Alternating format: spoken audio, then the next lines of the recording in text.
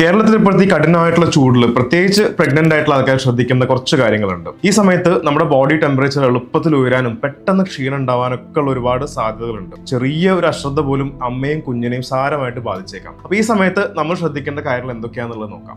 First and most important hydration ആണ്. നമ്മൾ ദാഹം തോന്നുമ്പോൾ മാത്രമല്ല വെള്ളം കുടിക്കുന്നത്, ആ ശീലം മാറ്റിയിട്ട് ഇടയ്ക്കിടയ്ക്ക് വെള്ളം കുടിക്കണം.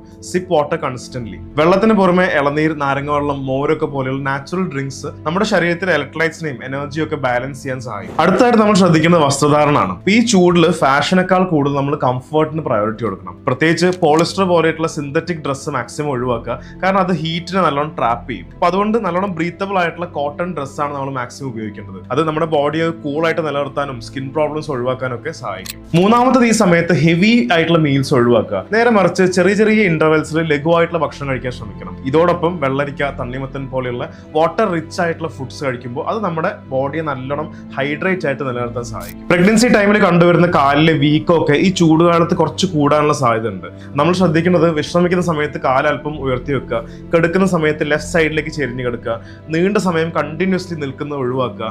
മാത്രമല്ല കംഫർട്ടബിൾ ആയിട്ടുള്ള ഫുട്വെയർ ഉപയോഗിക്കാൻ ശ്രമിക്കുക. അതുപോലെ ആൾക്കാർ പറയുന്നത് കേൾക്കാറുണ്ട് ഉപ്പ് പൂർണ്ണമായിട്ട് ഒഴിവാക്കണം. ശരിക്കും അങ്ങനെയൊന്നുമില്ല, ഉപ്പ് പൂർണ്ണമായിട്ട് ഒഴിവാക്കേണ്ട ആവശ്യമൊന്നുമില്ല. പക്ഷെ ഓവറായിട്ട് യൂസ് ചെയ്യുന്നൊന്ന് കുറയ്ക്കുക.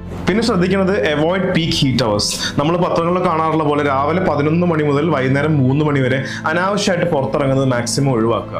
ഇനി പുറത്തു പോകേണ്ടി വന്നാൽ തന്നെ കൊടയോ തൊപ്പിയോ അല്ലെങ്കിൽ സൺ പ്രൊട്ടക്ഷൻ ഒക്കെ ഉപയോഗിക്കുന്നത് നന്നായിരിക്കും. പിന്നെ നമ്മൾ ശ്രദ്ധിക്കേണ്ട കുറച്ച് വാർണിംഗ് സൈൻസ് ഉണ്ട്. തലകറക്കം, ക്ഷീണം, ശ്വാസം മുട്ടൽ, നെഞ്ചിരിപ്പ് കൂടുക, അല്ലെങ്കിൽ മൂത്രമൊഴിക്കുന്നതിന് അളവ് കുറയുക. ഇങ്ങനെ എന്തെങ്കിലും ബുദ്ധിമുട്ടുണ്ടെങ്കിൽ അത് ഒരുപക്ഷെ ഡീഹൈഡ്രേഷനോ അല്ലെങ്കിൽ ഹീറ്റ് എക്സോഷനോ ആയിരിക്കും. അപ്പൊ ആ സമയത്ത് നമ്മൾ നല്ലോണം ഹൈഡ്രേറ്റ് ചെയ്യും വേണം. ആവശ്യമുണ്ടെന്നുണ്ടെങ്കിൽ ഇമ്മീഡിയറ്റ്ലി ഡോക്ടറെ കൺസൾട്ട് ചെയ്യും വേണം.